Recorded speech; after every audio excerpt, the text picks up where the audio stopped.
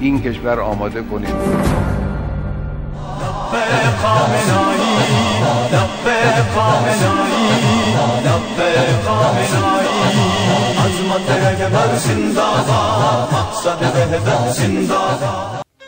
انقلاب اسلامی ایران کو ناکام بنانے کے لیے ہر طرح کی ناکام کوشش کرنے والی استکباری طاقتیں امام خمینی رحمۃ اللہ علیہ کی باسیرت اور پربصیرت حکمت عملی کے آگے ہار چکی تھی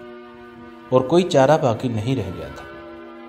چنانچہ انقلاب اسلامی کے قائد اور اسلامی جمہوری نظام کے بانی حضرت آیت اللہ العظمیٰ امام خمینی رحمۃ اللہ علیہ کے وصال کے بعد انہوں نے اپنی نامراد امیدیں وابستہ کر رکھی تھیں۔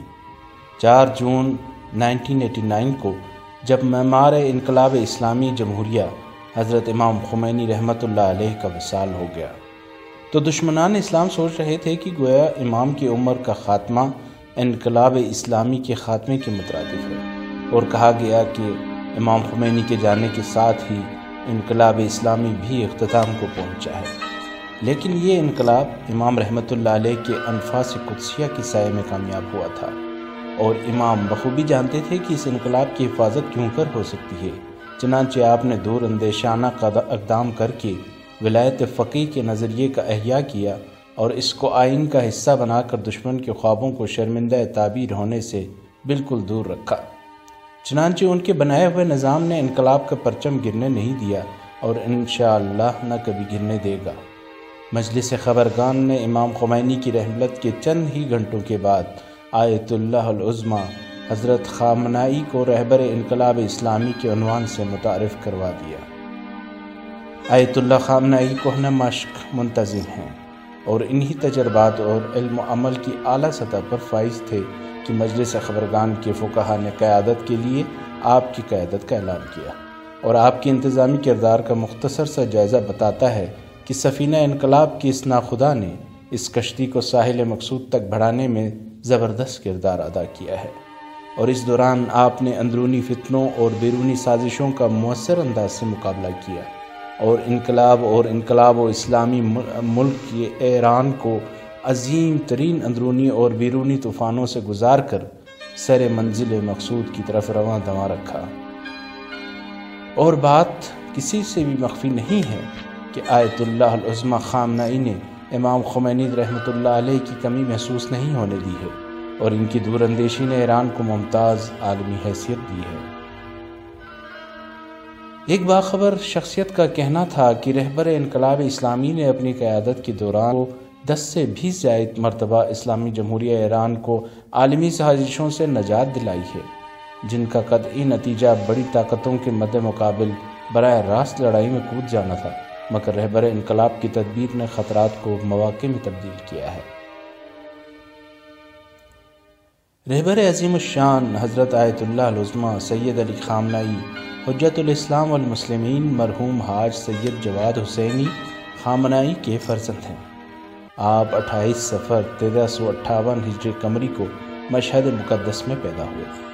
آپ اپنے والدین کی دوسری اولاد ہیں۔ آپ کے والد سید جواد خامنائی اکثر علماء اور دینی مدرسین کی طرح قناعت پسند اور سادہ سی زندگی بسر کرنے کے عادی تھے۔ ان کی سادہ زندگی کے مثبت اثرات ان کے اہل و عیال پر بھی مرتب ہوئے، اور وہ بھی ان کی طرح قناعت پسند اور سادہ زندگی بسر کرنے کے عادی ہو گئے۔ رہبر عظیم الشان اپنی زندگی کی پہلی یادداشت بیان کرتے ہوئے اپنی اور گھر والوں کی زندگی کے حالات کو اس طرح بیان فرماتے ہیں: میرے والد مشہور و معروف عالم دین اور بہت ہی متقی و پرہیزگار تھے۔ وہ اکثر خلوت پسند اور گوشہ نشین رہتے تھے۔ ہماری زندگی بہت ہی سخت گزرتی۔ مجھے اچھی طرح یاد ہے کہ بعض اوقات ہمارے گھر رات کا کھانا نہیں بنتا تھا۔ میری والدہ بڑی مشقت سے میرے لیے کھانا مہیا کرتیں، اور یہ رات کا کھانا روٹی اور کشمش ہوتا تھا۔ لیکن وہ گھر کہ جس میں آغا سید جواد کے اہل و عیال زندگی بسر کرتے تھے، اس کے بارے میں رہبر انقلاب اسلامی اس طرح بیان فرماتے ہیں: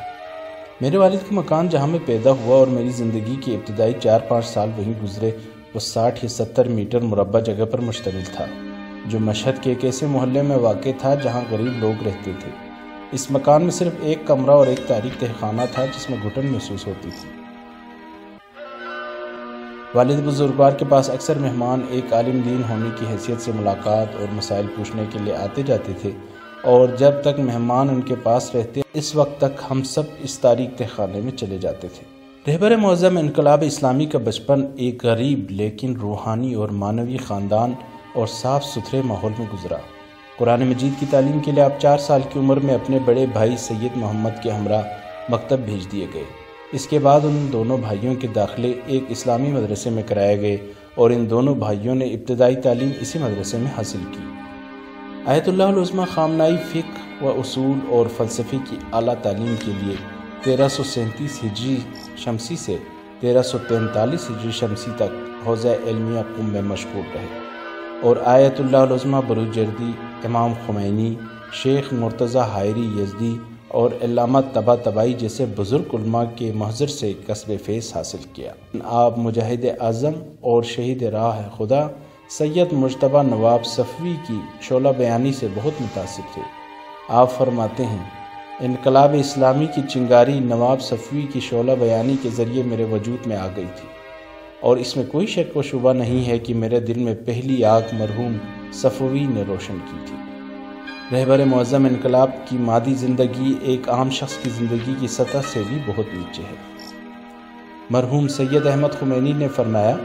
میں رہبر معظم کے گھر گیا تو جس پرانے قالین پر میں بیٹھا تھا وہ اتنا پرانا اور کھردرا تھا کہ مجھے 7 پڑی سستی قسم کی کارپیٹ کی پناہ لینا پڑی۔ بعض سرکاری حکام کا کہنا تھا کہ ہم نے رہبر معظم کے گھر کے لیے کچھ قالینیں خریدیں اور پرانی قالینیں اور دریاں اٹھوا دیں، مگر انہیں معلوم ہوا تو ہمیں قالینیں واپس اٹھا کر پرانی دریاں واپس بچھانی پڑی۔ سابق سربراہ پارلیمان ڈاکٹر غلام علی حداد عادل کہتے ہیں، رہبر معظم نے اپنے بیٹے کے لیے میری بیٹی کا رشتہ مانگا اور فرمایا، ہمارے گھر میں 2 کمرے ہیں، ایک کمرہ اپنے بیٹے کے حوالے کر دوں گا، مگر علیحدہ گھر انہیں نہیں لے سکوں گا، اور یہ کہ میرے گھر میں وہ سب کچھ نہیں ہے جو آپ کے گھر میں ہو سکتا ہے۔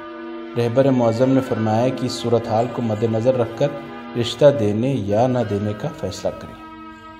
رہبر معظم انقلاب مجلس خبرگان کے نمائندوں کے ساتھ ہونے والے اجلاس میں خطاب کرنے کی غرض سے جب اپنی مسند پر تشریف فرما تھے تو شاید حاضرین مجلس اس بات کی طرف متوجہ نہ ہوئے ہوں کہ رہبر معظم نے جو نالین پہنی ہوئی ہیں وہ کناروں سے ٹوٹی ہوئی ہیں،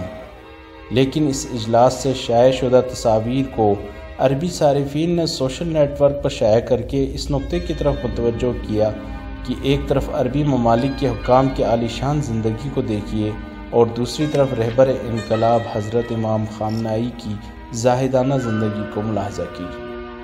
الخبر پریس نے یہ ہیڈنگ لگا کر کہ رہبر عظیم الشان سید علی خامنائی کی نالین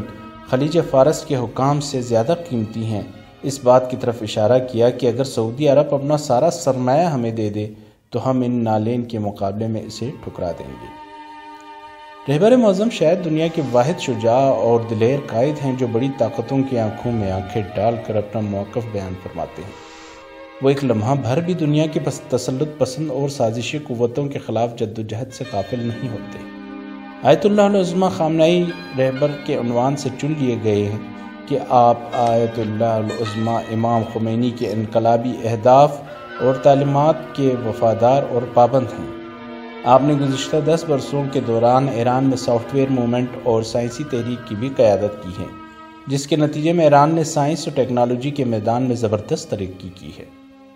بلا شبہ آج رہبر معظم کی دور اندیشی اور ایک زبردست قائدانہ صلاحیت نے نہ صرف ملک ایران کو ایک ناقابل شکست طاقت بنا دیا ہے بلکہ پوری دنیا کے مسلمانوں کو ایک فکر دی ہے اور امت مسلمہ کے مسائل حل کرنے اور ان کے درمیان وحدت کے لیے عظیم خدمات انجام دی ہیں۔ دعا ہے کہ عالم اسلام کے اس عظیم لیڈر کا سایہ ہمارے سروں پر ہمیشہ برقرار رہے۔ علی خامنائی، علی خامنائی، علی خامنائی۔